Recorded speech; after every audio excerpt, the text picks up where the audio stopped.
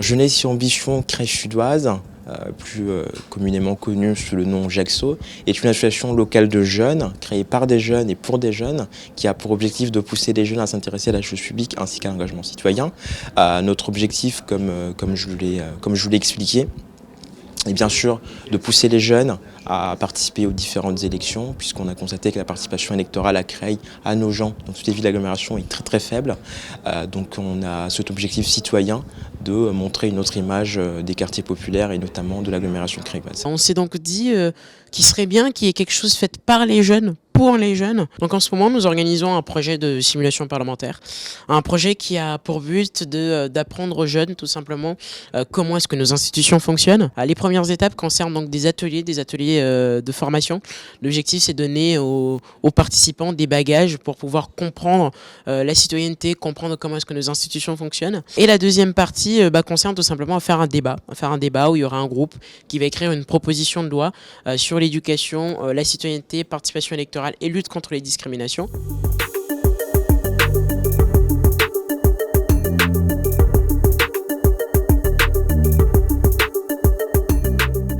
On a été sollicité pour animer et encadrer des ateliers de légistique, donc pour aider les participants à rédiger leurs textes, que ce soit la loi pour le groupe majoritaire et les amendements pour les groupes d'opposition, donc leur présenter comment fonctionne le Parlement. On est un petit groupe, donc ça favorise les échanges, ils ont plein d'idées. C'est avant tout, je pense, un échange, si on peut leur apporter quelque chose pour leur vie de citoyen, en leur expliquant un petit peu comment ça fonctionne et puis leur donner envie aussi et leur montrer qu'ils sont tout à fait capables et légitimes d'écrire ces lois. Ce sera une grande satisfaction pour nous après cette intervention. Qu'est-ce qu'on peut faire pour cette participation électorale chez les jeunes ? C'est une belle initiative que de pouvoir initier, sensibiliser les jeunes à la prise de parole, mais aussi au monde politique et à cette citoyenneté. Mon rôle, c'est de les amener à se faire confiance, à prendre la parole, à délivrer un message, à défendre un propos.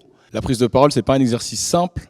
Après, c'est tout l'art et la manière de pouvoir accompagner des jeunes. Moi, je pense que l'idée, c'est de se dire, allez, on peut se challenger, on peut sortir de nos zones de confort tout en s'amusant.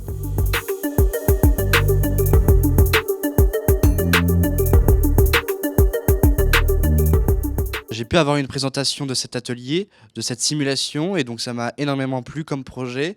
Et puis j'ai pensé que c'était un très bon moyen de m'aider dans ma prise de parole en public et dans mon aisance à l'oral. Ça m'a permis de m'améliorer. J'ai beaucoup eu de difficultés sur la rédaction des amendements, où j'ai dû tout apprendre puisque je n'avais pas de connaissances sur ce terrain-là. Avec Herman, qui était notre coach, on a pu voir d'autres types de discours, ce qui était fait pour toucher, avec de l'émotion.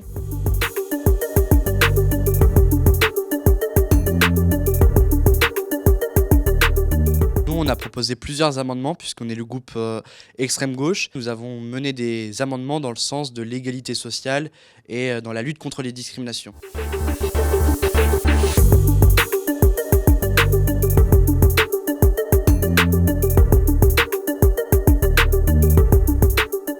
Pour l'instant, je suis pas du tout stressée, franchement ça va. Quand je vais arriver devant l'Assemblée, tout ça, je vais beaucoup stresser. La dernière semaine, on avait fait quelques appels en visio sur différents sites pour qu'on puisse se mettre d'accord sur qui dit quoi, sur si on a besoin d'informations en plus ou en moins. On a tous nos partis, on sait tous quoi dire, on sait tous quand on parle. Le but, c'est quand même de s'amuser, d'avoir une bonne entente puisqu'on est dans le cadre d'une simulation, puisque c'est un jeu au final. Mais personnellement, je me sens bien, je me sens préparé et je me sens confiant pour cette simulation.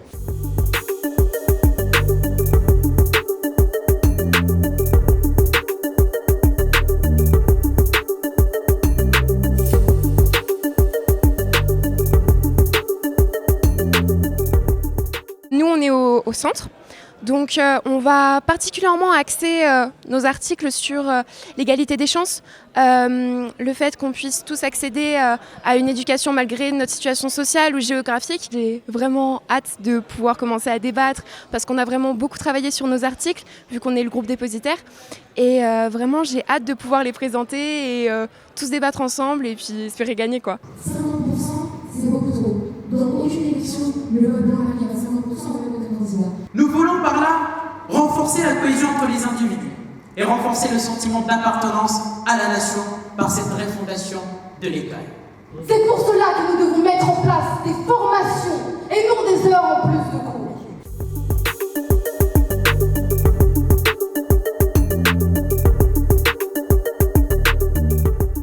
On a pu voir qu'il y avait un vrai travail préalable de la part des différents groupes. Moi, j'ai été assez impressionnée par les références. Le niveau aussi d'expression orale de chacun des participants.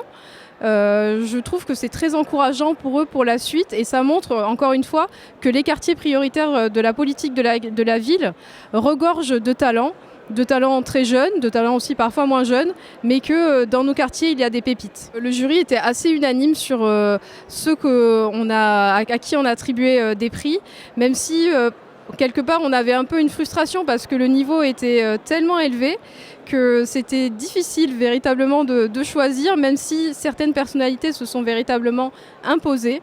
Moi, je tiens à féliciter l'association Jaxo pour le travail qu'elle fait, parce que, outre la promotion, comme je l'ai dit, des valeurs de la République, de la citoyenneté, c'est aussi un travail sur soi que ces jeunes apprennent. Les jeunes, ils ont fait preuve de beaucoup de maturité. On ressent que voilà, ils ont fait des recherches.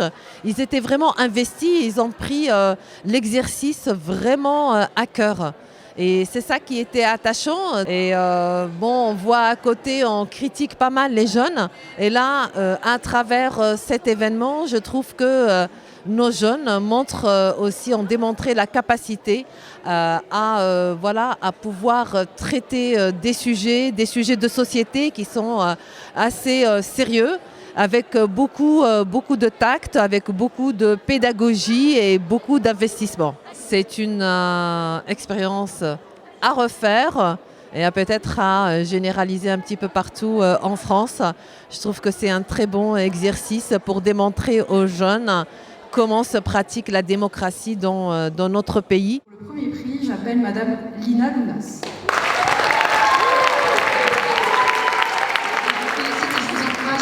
Dans cette voie, parce que notre avenir, c'est nous qui le créons. C'était génial et vif surtout. On a vu, tout le monde était en pression et ça a un peu éclaté. Il y avait plein de débats, il y avait plein de discussions et tout cela, c'est grâce aux amendements qu'on a fait, qu'on a travaillé avant cela. Vraiment, j'ai trouvé ça super. Il y a eu un différent entre les groupes centristes et le groupe d'extrême gauche. Donc il y a les présidents de groupe qui ont un peu éclaté, qui se sont fait même virer de l'hémicycle. Et donc ça créait un mouvement vraiment chaud. Moi j'ai vraiment apprécié déjà le premier moment où on a commencé à débattre. Donc on a pu échanger des idées, montrer qu'on n'était pas d'accord, montrer qu'on était d'accord pourquoi et comment. Et à la fin, évidemment on a tous vu qu'il y avait beaucoup d'animation. On savait qu'on voulait être énergique, qu'on voulait être motivé. Enfin vraiment y aller à fond comme on le voulait. Mais là c'était encore plus que ce qu'on pouvait espérer. Vraiment c'était énergique. Donc c'était vraiment une énergie sincère, oui.